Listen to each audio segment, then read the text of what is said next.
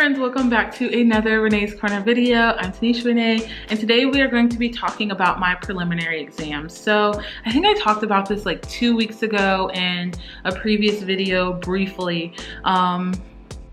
Basically, my university does preliminary exams, and these are also called comprehensive exams, and what they look like per university is very different. So some people have to write a paper, some people have to do like an oral presentation exam, some people have to like read a whole bunch and then write essays. It looks very different at each university. And so how my university does it is, at least in psychology, this is how we do it. Well, let me even make it more specific. At least in clinical psychology, this is how we do it, because even the experimental and the IO program at the same university do our preliminary exams very differently. So how my program does it is there are like 5 core areas that they want us to be competent and proficient in. And those are assessment, interventions, well, psychological assessments, interventions, I don't really know what the formal name of that is, psychopathology, ethics and professional issues, and diversity. And so there's makeup on my hand, sorry. And so how my university does it is they will give us 3 hours to answer 2 questions per like core subject area. And so it looks like from like 9:30 to 12:30 you'll do psychopathology, from 1:30 to 4:30 you'll do assessment, and it looks like that. And so you will be given questions at random. Each year they make new questions, and basically you have to be able to answer 2 questions in each section. I hope I'm explaining that correctly. Well, I hope it makes sense to you. I know how it goes, but I hope it makes sense to you. And so basically what they do is they give us every previous exam question ever, basically. And so they suggest that you look from the last like 7 or 8 years at exam questions to see patterns and things like that. And then what they do is they give you the questions. They don't give you any example answers. They really want you to be creative and think of, you know, how you want to answer it and not limit us and give us freedom and whatever. So that's basically how the exam goes. So yeah, so by the time this video comes out, if I'm timing it correctly, this video will come out the week of my exams, and that week I'm planning on not being on social media that much, so you guys will see it. You can wish me luck. My exam starts on Tuesday, so you guys will see the video Monday. Tuesday starts my exam. What else do I want to say about it to preface? Yeah, I think that's it. Ethics and diversity are paired together, so I have 1 question from ethics and 1 question from diversity to answer, still in that 3-hour chunk. So it takes about 2 days for an exam. So our exam is on Tuesday and Friday of this week that you're watching this. And so I kind of want to talk about how I strategize and study. I don't know if this is going to work. I don't know if this is going to make me successful, but this is how I've been studying. Some people have been doing flashcards, which flashcards help me, but like in short-term studying and not with this much material. So I decided not to do flashcards. And so like phase 1 of this was me just reviewing the material to see what I needed to wrap my head around. So I looked at all of the syllabi from my class and all of the classes after me, because you have to be up to date on the literature of what past classes have learned. And so I looked at that, and then I went through and like saved all the articles that I needed to save onto my computer. Did like abstract reading. I read through the materials that the previous year has provided for us. Like they had study materials, and so that seems to be how it works, is that everybody just passes down their materials every year. And so I reviewed that just to wrap my head around all the material that I needed to learn. And so then that sort of moved me into phase 2, which is like looking through the previous questions. And so what I did was I read through all the questions from like 2013 to 2020, and then I sort of pulled out themes of like what they're asking. If they're like in psychopathology, our teacher or a professor that teaches psychopathology tends to ask about the RDoC. I don't know what RDoC actually stands for. Probably should know that. But like they really are into RDoC, or the hierarchical model of psychopathology. And so I really like, if there was any questions about that, I sort of like chunked those all together.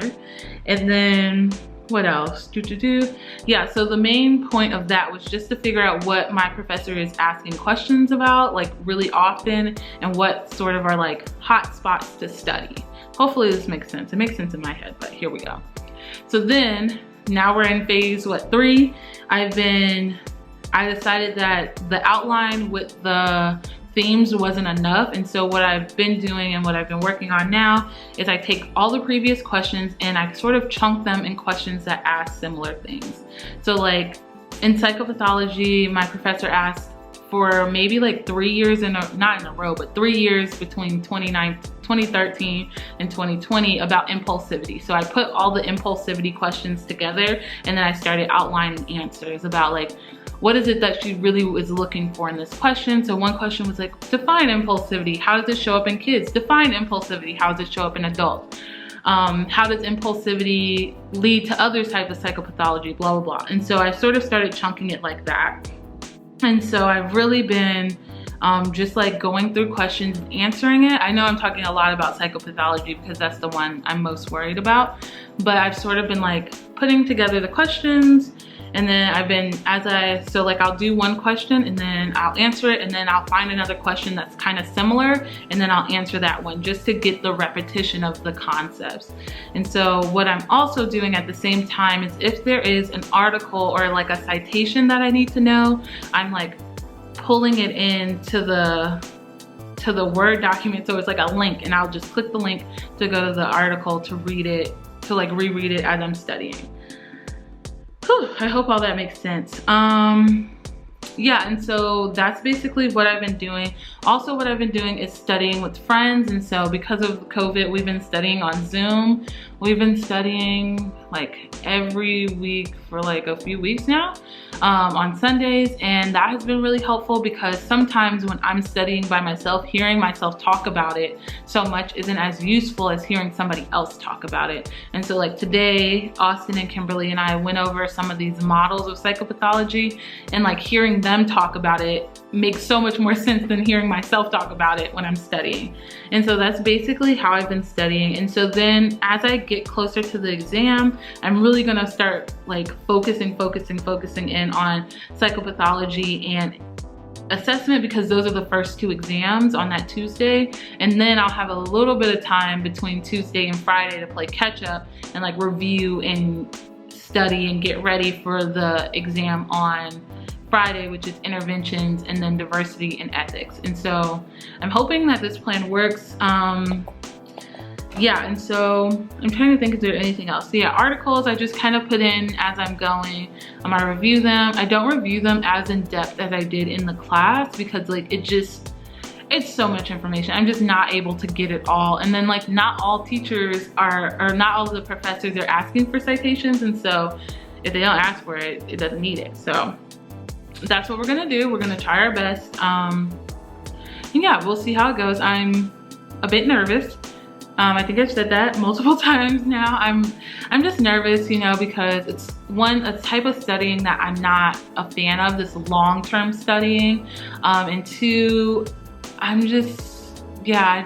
it's so much material. It's like 2 years worth of classes that I just have to remember. And you know, you would think that I remembered it from taking the class, but like some of the stuff like I'm rereading, I'm like, I learned this, but gosh, it's so foggy in my memory.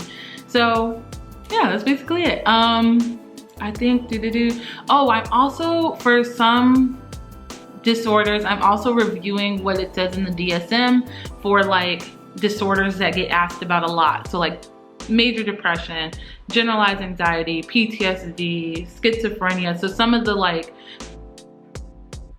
I guess most commonly asked about in our exams, I'm reviewing those disorders a lot because, oh, and ADHD, I love ADHD. It's one of the most straightforward disorders.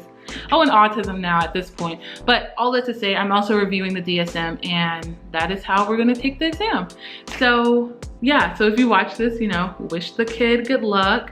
I will be taking it. I'm going to do my best, and yeah, so that's pretty much it for how I'm studying for my preliminary exams. Like I said, this is just how my university does it, and so this is how I've been studying. Other universities and other programs do them very differently, so if you're looking for like public health, how they do their competency exam, don't watch this video. I mean, it's too late, you've already watched this far, but okay, basically that's all. Be sure to follow me on my social media. This week I will be taking some time away from social media just to make sure I'm able to get my head right for the exam. And so I will get back to you as soon as I can. Be sure to like, comment, and subscribe, and I will see you guys next week. Peace out. I love you all so much. Bye.